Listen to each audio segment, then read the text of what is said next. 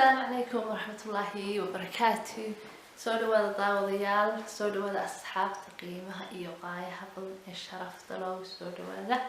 channelkayga hadaa ku cusubtiin insha Allah isku day inaad subscribe taabataan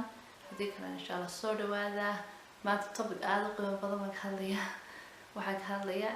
macawista sidaan u arko marka insha Allah nimanka hadda imaagaan insha Allah iga celiya waxaan magan u hay hablaha Soomaaliyeed waxaan doonayaa inaad iga celisaan nimanka hadda imaagaan marka insha Allah soo dhawaada channelkayga waxaan ka hadlayaa saan u arko macawista ma qurux badan tahay miyay fool xun tahay ragga Soomaalida maxay ku falaan maxay u xidhaan waan igu soo sheegan insha Allah waxay ka soo hadhay beriga hore wixii la soo sameeyay waa old fashion ma qurux badna bal idinku ii sheegan qurux badan tahay saa u aragtaan baydina qurux badan tahay waxaan kale ma xidhan lahaydeen suuqa ma mari lahaydeen hermiga hore xidhan jiray waxay u xidhan jireen inta xidhaan bay kor qaadaan bay waxay mididan halkan galiyaan markaasay ari ku raacaan u fahamtay marka wax magaalo miyay tahay waxaanu maxaa lagu falaa odayaasha Soomaaliyeed maxay ku falaa guriga markay joogaan tan bay xidhan yihiin islaamahooda maxay ugu xidhan waayeen dhar qurux badan maxay ku falaan bahashan yar foosha xun waxay macawis ku xun tahay meedin sheega marka uu qorayso horta waxay ka dhigaysaa qof buuran baridaada calooshaada soo saaray talabaad way jectataa oo ma qurux badna markay ku seexdaan soo kacaan subaxii waxay ekaanayaan shaydaan la naaray iyagoo timina kor qabteen bidaartiina timi inana ka hodhay xagga dama gashay inta loo saartay bay soo kacayaan oo laga didayo laga cararayo marka ma qurux badna islaamuhu waxay odayaasha u eriyaan ee bacaha ugu tuuraan waxa weeye tan ayay ka iska dhigi waayeen waxay ku falaan ma garanayo anigu runtii iyagu hay soo sheegay waxay ku falaan wax qurux badan maaha xagga safety-ga uma fiicna qofku hadduu markiisa la soco uu ku faya uu ku dhacaya waxaan garanayaa nin kasoo dhacay jaranjarada wax gaadheen marka xagga safety-ga ma u fiicna ma qurux badna way jectataa shaarka kuma soo baxdo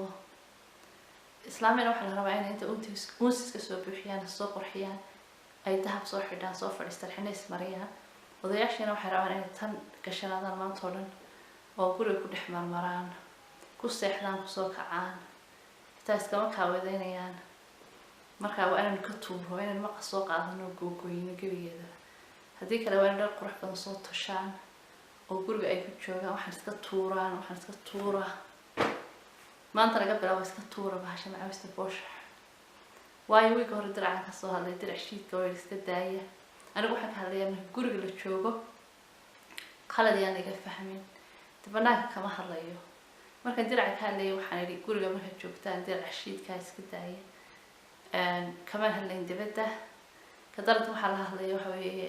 xaaskan la hadlaya waxaan la hadlayaa dumarka iyo nimanka isqabaan ka hadlaya habla kamaan hadlayo cid kale kamaan hadlayo marka walaalayaal khaladkayga fahminaa marka macawistu runtii ma inama qurux badna aniga nimanka wax qurux bay ka dhigtaa hermii bay ka dhigtaa runtii oo dhan iska daaya macawista dhar qurux badan soo toshaa haddaad doonaysa hablaha yaryar inay caashaqaan waxaad jeceshiin 16 jirka hablaha yaryar sweet 16 kaaba jeceshiin darabtanayda jeclaadaan macawista iska tuura jimka taga murqyo fiican murqyo samaysta jimicsi sameeya bariiska badan iska daaya dhexda yareeya oday caloosha xag hore ka xoqanaya idina xukun falayso qurxiya ma qoran haneenka Soomaaliyeed dumarka way isqurxiyaan way jeceshiin cadar isku shubaan oo isku shubaan oo dahab soo xidhaan idina dees isqurxiya ila dumarka quruxda gooni kuma ahaay nimanka waa loogu talagalay quruxda idin dhar fiican day xidha oo timaha feelo yara dhaashto isqurxiya oo dumarka isu qurxiya maxay odayaashana niman yar oo 20 jir aad moodo inay 60 jir yihiin oo timihii ka wada mudxeen oo aad bisaarad ka muuqata yaabisa maxay yihiin wayna nimanka ku hagaajiyaan deeyna qudhoodii ma soo maaha meel ahayn hana iga xanaaqin okay anigu qof shakhsi gooni kama hadlayo laga yaabo inay niman isqurxiyaa jiraan kuwa aan isqurxin ma la hadlayo ma fahamtay nin kasta lama hadlayo marka ha iga xanaaqinina horuna habarta waaran hay ka timi wax maagaysa idinma maagayo laakiin khayrka iyo wanaagga la jecelahay sharafka iyo waxa la solutions for life waxa loogu talagalay in nolosha lagu xaliyo xalinta nolosha weeye binihiisa marka khayr badan la rabaa hay maagina hadhow soo cayn walaalayaal wada bariyay hay caayina fikradeeda haddaan idinka helin si yar oo igu sheega hadii kala xubay oranina shalay khayr barakan Virginia rabada wanaagsan kaftan beenta loo dhameeyay ahayd wada la kaftamayay marka insha Allah sharaf iyo wanaag ku noolaada